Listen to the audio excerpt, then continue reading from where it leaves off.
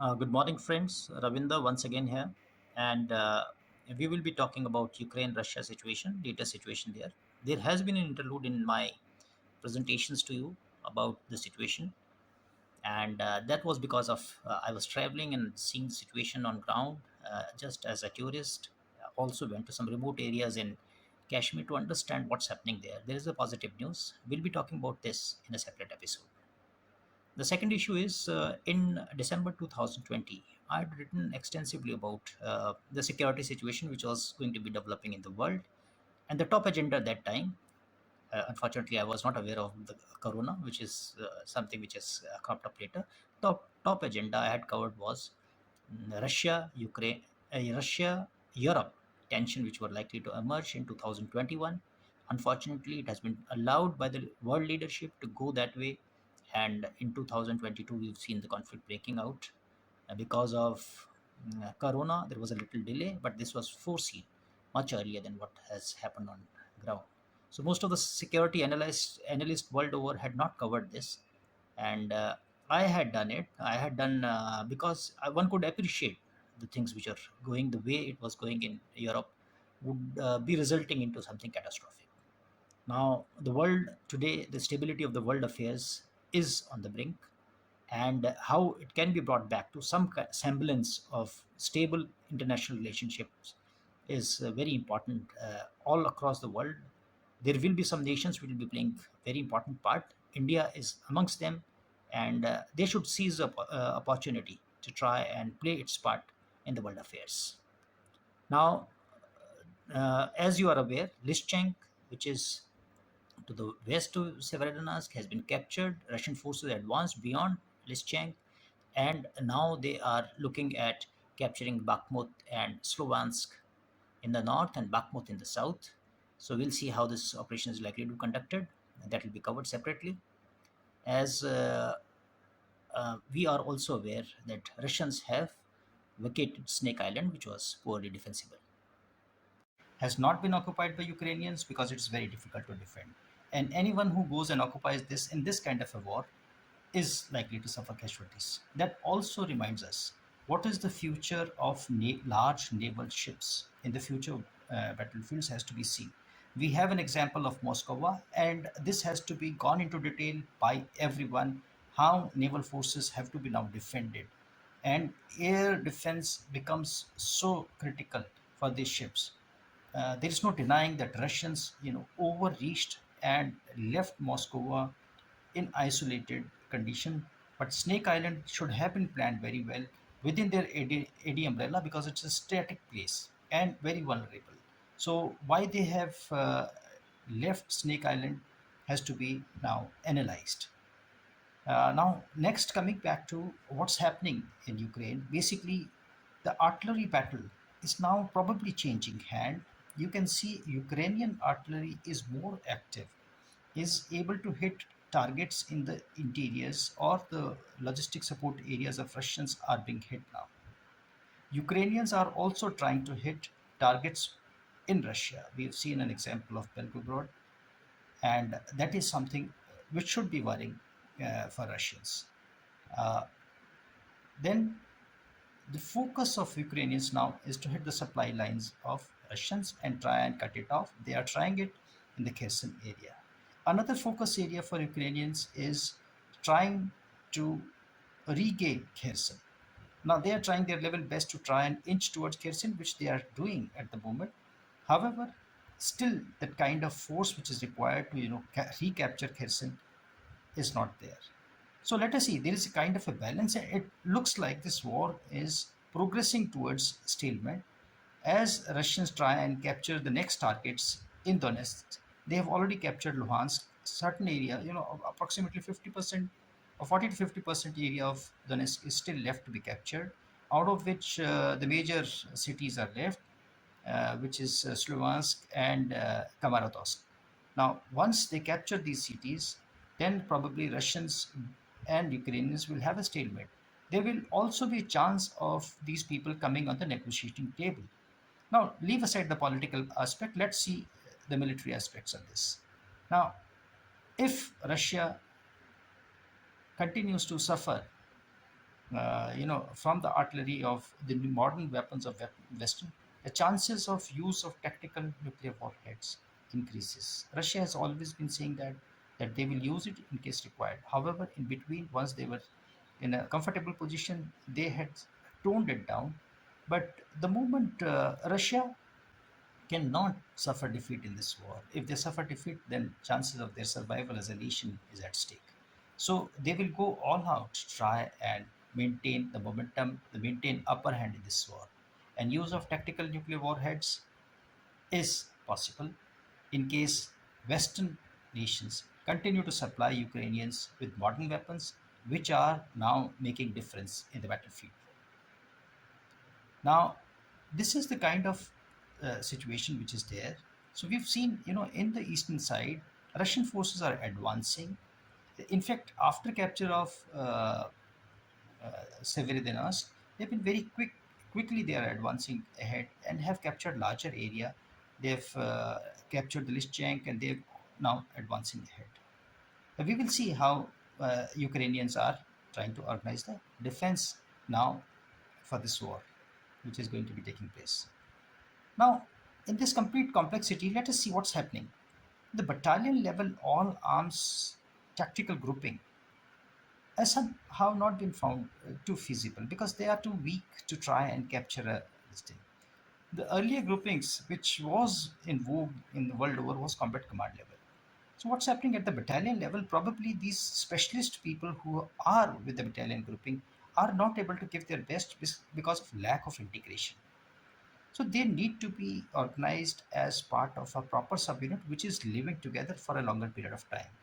Now, uh, Agniveers come here. We have to see that. I'm a great supporter of the system of Agniveer, but Indian Army has to visualize all these things. We cannot play around with fighting elements. They have to be integrated for a longer period of time, and infantry especially. See, man is a totally different system. It is not a machine. So people have to interact, build a bond over a longer period of time. And accordingly, we have to organize our forces. So in the grouping, in planes, I would always recommend all arms has to be organized at the combat command level. Battalion level grouping has not been found suitable. We have seen at the river crossing also they have not been able to cross river for a long period of time. So this has to be thought of, and a war gaming has to be organized on this. Similarly, ammunition dump with the latest systems coming in. These large ammunition dumps, which are organized in the war, now needs to be having a distributed, logistic support area system, which will require certain amount of working. They have to be smaller, and because they go off the moment, and there are very accurate weapon systems today available, which is which are able to hit 70, 80 kilometers with where these logistic support areas are supposed to be. Similarly, anti-UAV fire and early warning systems are proving decisive. UAV drones are very critical as of now. They are proving battle winning factors in certain cases. However, now the anti-drone, anti-UAV, and the EW, especially EW systems, which are able to defeat or break the command links of these drones, has become very critical. As also, I feel, I have written about this long time back, 5 6 years back. If you read, I have been writing a story on this. There is need to have low cost anti-drone systems which are integrated to a weapon platform like tank. uh, you wasting a very expensive system to bring down a drone is not advisable. So there is a certain amount of AD element which has to be part of the complete weapon system. The use of 30 millimeter cannons with HE airburst is ammunition which can be thought of a system which can be used against drone because they are already integrated part of the battalion groups in or the combat group level forces in various armies all over the world. So how this can be used, how people have to be trained on this has to be organized. Now, I have already said Navy needs a better air defense system to save their ships. They are very vulnerable in modern warfare, and it's a lot of working has to be done. This humongous costly equipment is successfully targeted by cheaper systems. So cost considerations come here. So not only one has to devise tactical systems. See, manufacturers will try and do something, but battalion or the people who are going to fight have to be very innovative. We've seen innovation in defensive battle of Ukrainians. They have been able to with hold very superior Russian army at bay for a longer period of time. They have been very innovative in their thought process. Now that is the kind of innovation where during the fight also, people at lower level have to get organized. They should be with having an open mind about fighting.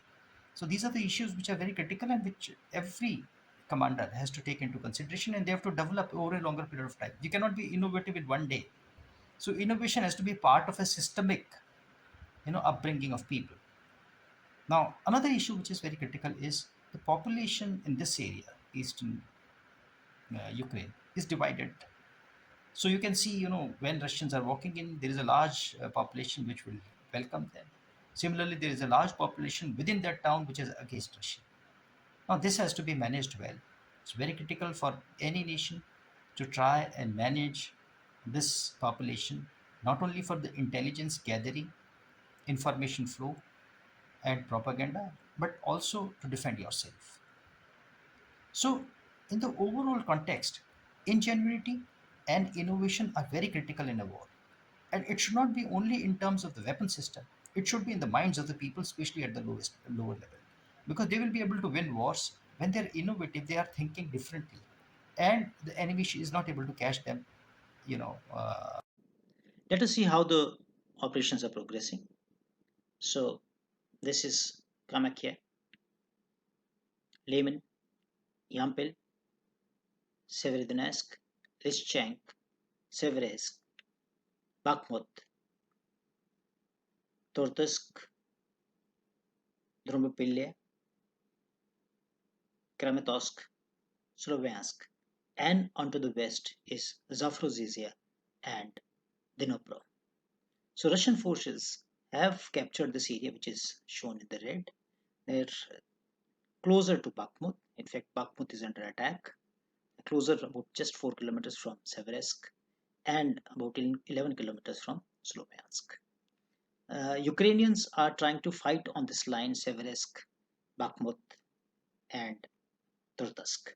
And thereafter, this is a strong line of defense they have, especially Bakhmut and Tortsk. And thereafter, they will have a stronger, very strong line in Kramatorsk and Dobropolya, as also Sloviansk. So this is the line which Ukrainians are trying to hold on to. And Russians are now advancing from north and from the east side. So this will be difficult to defend. This will be difficult to defend. However, Ukrainians at the moment are holding up the forces.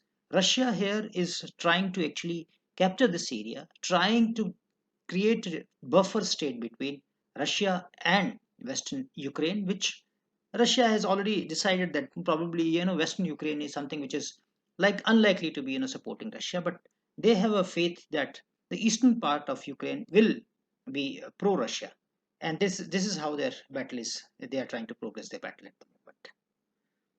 Thank you very much.